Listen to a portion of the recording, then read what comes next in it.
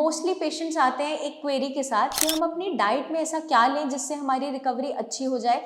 जब एक paralysis patient की बात आती है तो विंटर्स के दौरान उनका एक सवाल होता है, क्या हम चाय पी सकते हैं मैम या नहीं पी सकते हैं?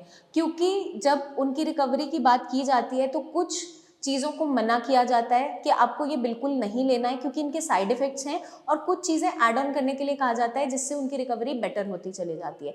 तो चाय एक ऐसा मुद्दा है जिसके बारे में हर कोई डिस्कस करना चाहता है, क्योंकि जो लोग चाय नहीं भी पी रहे होते हैं विंटर्स के दौरान वो स्टार्ट कर देते हैं कि अब ठंड आ गई है, गला खराब रहता है तो थोड़ी सी चाय हम पी लेंगे, स्टार्ट कर देते हैं। तो अक्सर चाय के नुकसान बहुत सारे हैं अगर हम देखते हैं तो।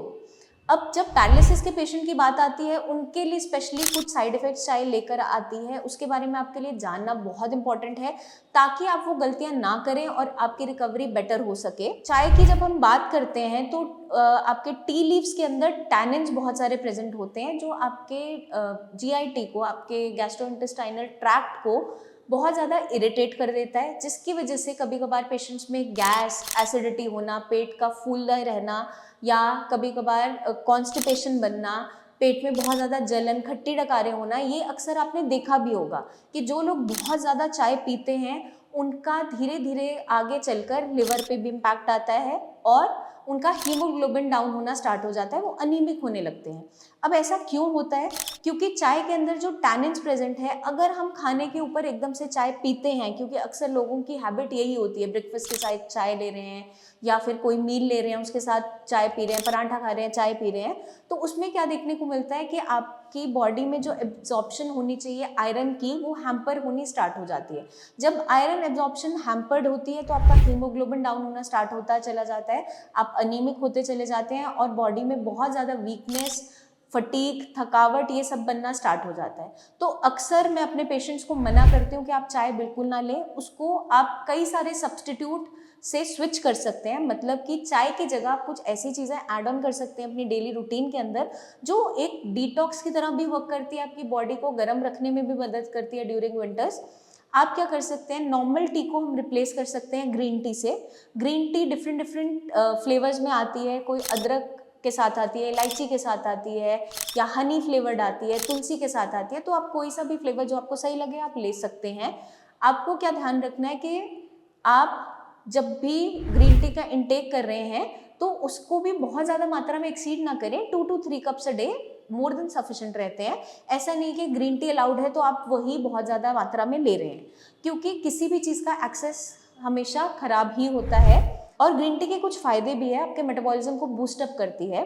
अगर आपको ग्रीन टी अच्छी नहीं लगती, कुछ लोगों का टेस्ट नहीं बैठ पाता, फ्लेवर नहीं अच्छा लगता, तो आप क्या कर सकते हैं, होममेड डिटॉक्स ड्रिंक बना सकते हैं, जिसके अंदर आप क्या क्या यूज़ कर सकते हैं, सौंफ का इस्तेमाल कर सकते हैं, दालचीनी का इस्तेमाल कर सकते हैं, लौंग इलायची का यूज़ कर सकते हैं, और इन सारी चीज़ों को आप मिक्स करके भी काढ़ा बना के यूज़ कर सकते हैं या फिर अकेले अकेले भी यूज़ कर सकते हैं। मुलेठी है उसका इस्तेमाल कर सकते हैं, क्योंकि इन सारी आइटम्स के अंदर, हर्ब्स के अंदर अरोमा होती है, फ्लेवर होता है। तो कुछ हद तक ये आपकी चाय पीने की जो एडिक्शन है उसको ये सबसाइड कर देती है और आपको अच्छा लगता है, आपका डाइजेशन भी अच्छा रहता है। आप जीरा भी इसमें ऐड ऑन कर सकते हो, अजवाइन डाल सकते हो, बहुत सारे डिफरेंट डिफरेंट कॉम्बिनेशंस में बन जाती हैं चीज़ें।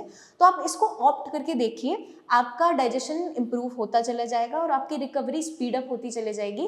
क्योंकि अगर आपका लिवर हेल्दी रहता है तो आप जो भी दवाई खा रहे हैं, कुछ भी खाना खा रहे हैं, वो पूरा रिलीफ देता है आपकी बॉडी को, पूरी एब्जॉर्प्शन होती है उसकी। और जो हमें सिम्टम्स आ रहे थे, गैस, एसिडिटी, ब्लोटिंग या पेट में जलन, वो सारे सबसाइड होने स्टार्ट हो जाते हैं। भूख भी अच्छी लगती है, क्योंकि पैरालिसिस का पेशेंट मोस्टली बैठा रहता है, चलता कम है।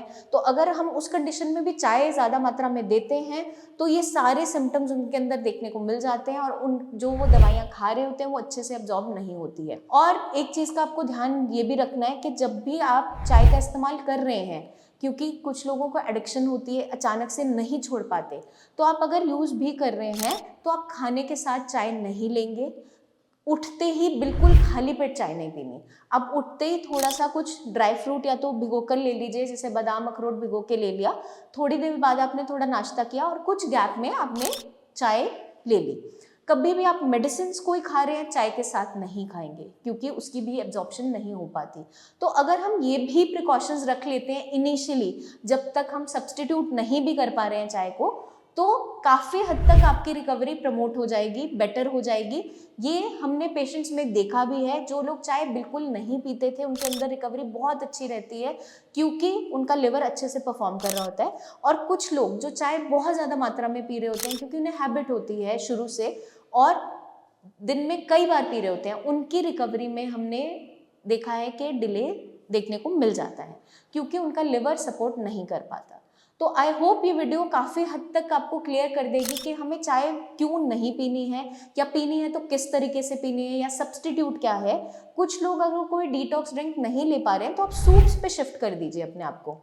सूप्स आपकी बॉडी को वार्म भी रखेंगे, आपके गट को भी हेल्दी रखेंगे, प्लस जितने भी माइक्रो न्यूट्रिएंट्स हैं उनको पूरा करने में मदद करेंगे, जिससे आपकी रिकवरी बहुत अच्छी हो जाएगी। और इस गोल्डन पीरियड के अंदर, जो दिवाली से होली का फेज है, जो हेल्दी सीजन है, उसके अंदर आप बहुत अच्छी रिकवरी पा सकते हैं छोटे छोटे चेंजेस को अगर डेली रूटीन में लेकर आते हैं। जल्दी ही मिलेंगे हम नेक्स्ट वीडियोस में, तब तक के लिए आप टिप्स को फॉलो करते रहिए और अपना खास ध्यान रखें। Take care.